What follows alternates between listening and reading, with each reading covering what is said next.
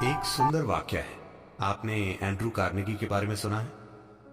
जब Andrew Carnegie ने अपना उद्यम शुरू किया तो थोड़े ही समय में वो बहुत सफल हुए और उन्होंने बहुत पैसा कमाया।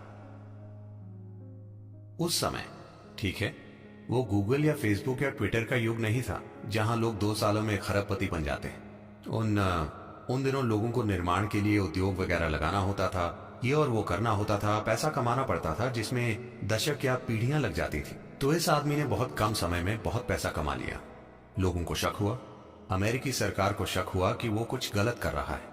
तो उन्होंने जांच के लिए एक सेनेट कमेटी बनाई और कार्नेगी से हर संभव सवाल पूछे और उन्हें पता चला कि उसके बिजनेस में कुछ भी गलत नहीं है। फिर उन्होंने पूछा, आपने इतना पैसा कैसे कमाया और इतने सफल कैसे हुए? तो एंड्रू कार्नेगी ने बहुत ही साधारण बात कही, देखिए, मैं अपने दिमाग को किसी चीज पर 5 मिनट तक लगातार केंद्रित रख सकता हूं। 5 मिनट तक। क्या आप में से कोई ऐसा कर सकता है? सभी सेनेटर सोचने लगे, 5 मिनट में क्या मुश्किल है? और उसने एक प्रयोग सेटअप किया। उन्होंने अपना ध्यान टिकाने की कोशिश की। वे कुछ सेकंड तक भी नहीं टिका पाए। एक पल यहां, दूसरे पल वहां। ज्यादातर इंसानों की यही दुर्दशा है। तो तब कार्नेगी बोले, आपको अमेरिका का शासन नहीं चलाना चाहिए। हम जानकारी को बुद्धिमत्ता के रूप में गलत ले रहे हैं। एक उद्यमी या कोई भी व्यक्ति जो किसी स्थिति में रास्ता बनाना चाहता है, उसे बुद्धिमत्ता की जरूरत है, पर जानकारी की नहीं। जानकारी थोड़ी उपयोगी हो सकती है, लेकिन यह बुद्धिमत्ता है जो आपको किसी खास स्थिति से एक अनोखे तरीके से गुजरने में सक्षम बनाएगी, वैसे नहीं जैसे कोई दूसरा कर रहा है। मान लीजिए आप घर बनाना चाहते हैं। अगर आप सोचने लगेंगे, अरे मैं एक घर बनाना चाहता हूं, घर बनाने के लिए 50 लाख रुपए चाहिए, मेरी जेब में 50 रुपए हैं, नहीं होगा, नहीं होगा, संभव नहीं है।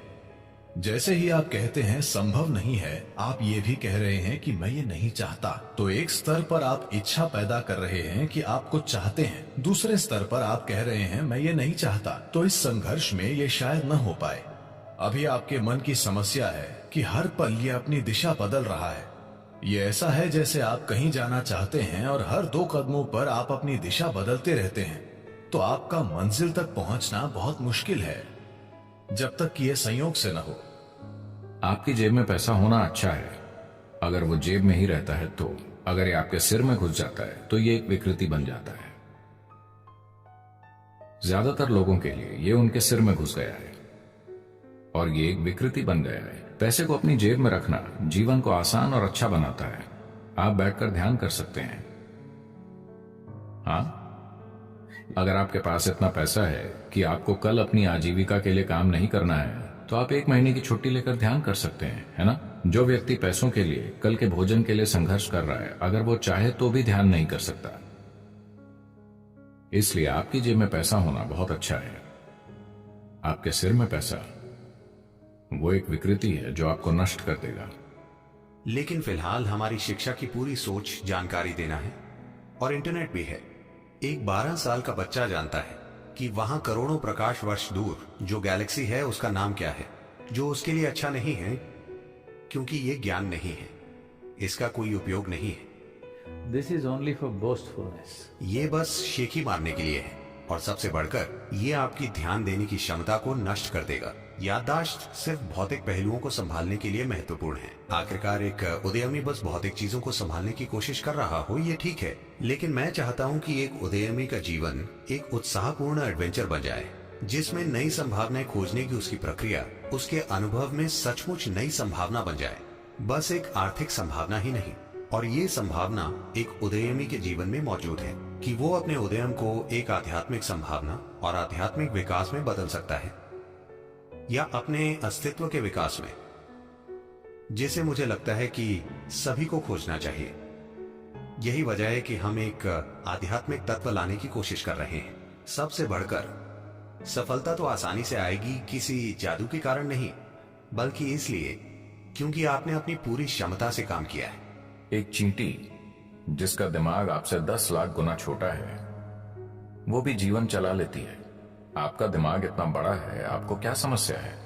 मैं ये इसलिए कह रहा हूं क्योंकि ये बुरी तरह से सीमित करने वाला विचार युवाओं पर थोपा जा रहा है कि आपको पैसे कमाने होंगे, कि यही सबसे बड़ी चीज है। इतना बड़ा दिमाग होते हुए पैसा कमाना क्या वाकई कोई समस्या है?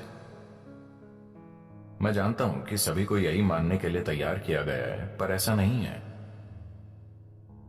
मैं बता रहा हूं, ऐसा नहीं है। मानव चेतना के लिए पैसे कमाना एक मामूली चीज है, पर दुर्भाग्य से पूरी मानवता अपनी पूरी ऊर्जा और बुद्धि बस पैसा कमाने में लगा रही है। अगर दुनिया में यह नहीं बदलता, मैं ये नहीं कह रहा कि पैसे नहीं कमाने चाहिए, मैं बस ये कह रहा हूं कि इसे पूरी इंसानी चेतना पर हावी नहीं होना चाहिए। अगर आप एक छोटी उंगली से काम करें तो ये पैसे कमा लेगी, इसमें इतनी काबिलियत है। पूरी इंसानी प्रतिभा मुरझाकर मर गई है, सिर्फ इसलिए कि सभी सोच रहे हैं पैसे कैसे कमाएं, पैसे कैसे कमाएं। The moment they can earn a living, they will sit down and become fat. जब वो पैसा कमाने लगते हैं तो वो बैठे बैठे मोटे हो जाते हैं। आपको सोचना चाहिए, मैं इस जीवन के साथ क्या कर सकता हूं, है ना? आपको सोचना चाहिए, इस जीवन के साथ सबसे बड़ी चीज मैं क्या कर सकता हूं, क्योंकि एक दिन आप मर जाएंगे। मनुष्य कितना कुछ कर सकते थे, वो अद्भुत चीजें कर सकते थे, पर उसके बजाय वो पैसा कमा रहे हैं।